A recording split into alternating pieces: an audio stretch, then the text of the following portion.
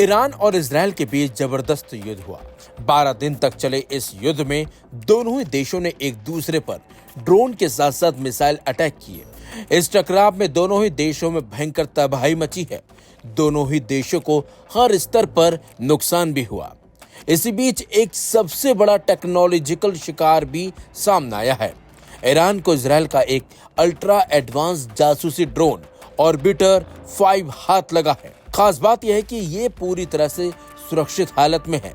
पश्चिमी टेक्नोलॉजी से लैस ये ड्रोन ईरानी इलेक्ट्रॉनिक वॉरफेयर सिस्टम का शिकार बनकर जमीन पर आ गिरा। अब ईरानी वैज्ञानिक इसे खजाने की तरह खोल रहे हैं। हर स्क्रू, हर चिप, हर सेंसर को परखा जा रहा है।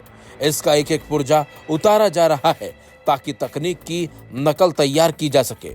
ड्रोन को खोलने का वीडियो खुद ईरान ने शेयर किया है। इसके अलावा एक रिपोर्ट में कहा गया है कि इजराइल के सैकड़ों महंगे ड्रोन भी ईरान के हाथ लगे हैं।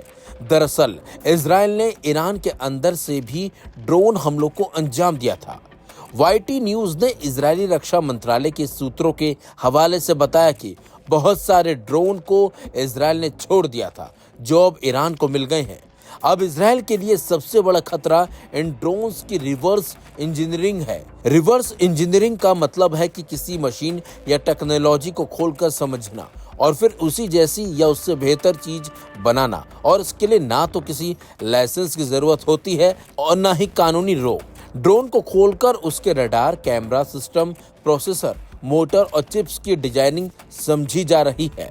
Aim right, achieve big. At KR Mangalam University, we provide you the platform to turn your dreams into reality.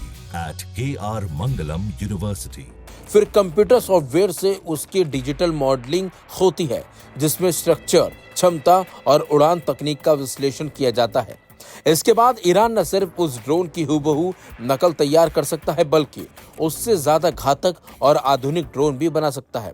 इतना ही नहीं, इनके जरिए ड्रोन की कमजोरी को भी समझा जा सकता है। इससे भविष्य में होने वाले हमले को ईरान नाकाम भी कर सकता है। रिपोर्ट्स के मुताबिक इजराइल ने हर्मिस जैसी मीडियम रेंज ड्रोन तैनात किए थे जो निगरानी और इंटेलिजेंस के लिए जाने जाते हैं।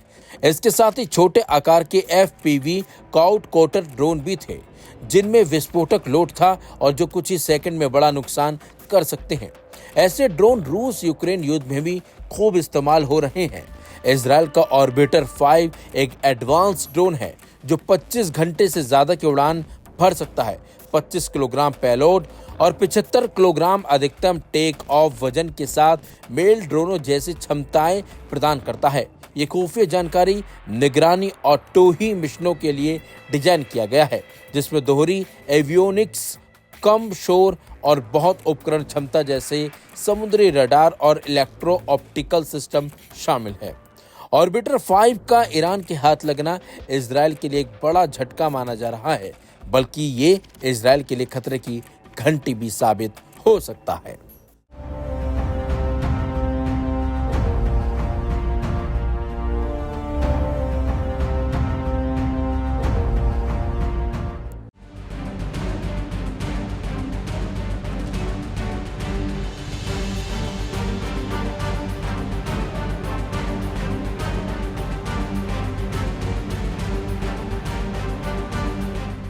ईरान के बाद अब गाजा में भी युद्ध विराम की तैयारी चल रही है।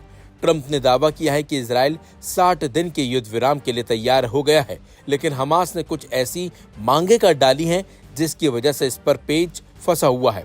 इसी बीच हमास के नए सैन्य प्रमुख is Al Deen Al Haddad ने अब तक की अपनी सबसे बड़ी धमकी इजराइल को दे डाली है। रिपोर्ट्स के मुताबिक अल हद्दाद ने इजराइल को सम्मानजनक समझौते के लिए सहमत होने या एक और निर्णायक युद्ध के लिए तैयार रहने की चेतावनी दी है।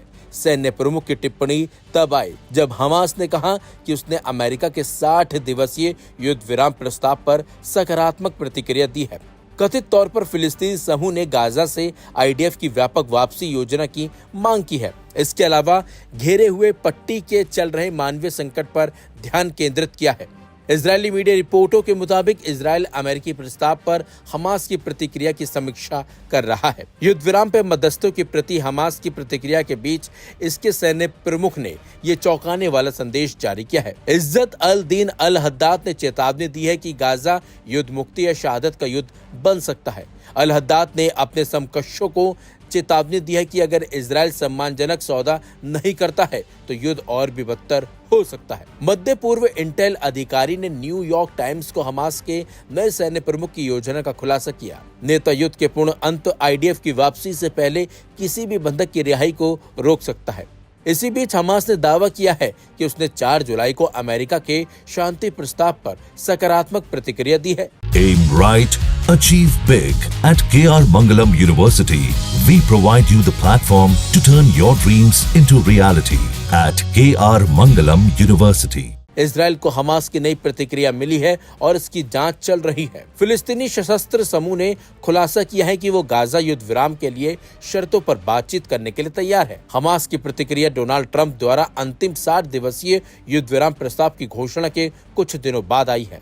दरअसल ट्रंप ने कहा था कि इजरायल प्रस्ताव पर सहमत है और अमेरिका हमास के जवाब का इंतजार कर रहा है। ट्रंप के इस बयान पर हमास ने प्रतिक्रिया देते हुए कहा कि हमास ने गाजा में हमारे लोगों के खिलाफ आक्रामकता को रोकने के लिए मध्यस्थों के नए प्रस्ताव के बारे में फिलिस्तीनी गुटों और बलों के साथ अपने आंतरिक परामर्श को पूरा कर लिया है। आंदोलन ने मध्यस्थों की सकारात्मक प्रतिक्रिया दी है और तुरंत प्रवेश करने के लिए पूरी तरह तैयार है। इस ढांचे को लागू करने के तंत्र पर बातचीत के दौर में कथित तौर पर हमास की प्रतिक्रिया गाजा में चल रहे मानवीय संकट पर केंद्रित थी। रिपोर्ट्स का दावा है कि हमास ने गाजा में सहायता वितरण के पिछले तंत्र पर लौटने की मांग की है। हमास ने कथित तौर पर गाजा से इजरायली सेना की वापसी योजना के बारे में भी पूछा है। इस शांति प्रस्ताव के बीच इजरायल ने गाजा में अपना आक्रमण बढ़ा दिया है। पिछले हफ्ते गाजा में इजरायली हमलों में करीब 300 लोग मारे गए हैं। गाजा में घटनाक्रम और हमास की प्रतिक्रिया नेतन्याहू की अमेरिका यात्रा से पहले आई है। इजरायली प्रधानमंत्री नेतन्याहू 7 जुलाई को वॉशिंगटन में अमेरिकी राष्ट्रपति डोनाल्ड ट्रंप से मिलने वाले हैं। इसी बीच हमास के नए चीफ ने जिस तरीके से चेतावनी दी है वो भी सोचने वाली है, अमेरिका के साथ साथ इजरायल के लिए भी।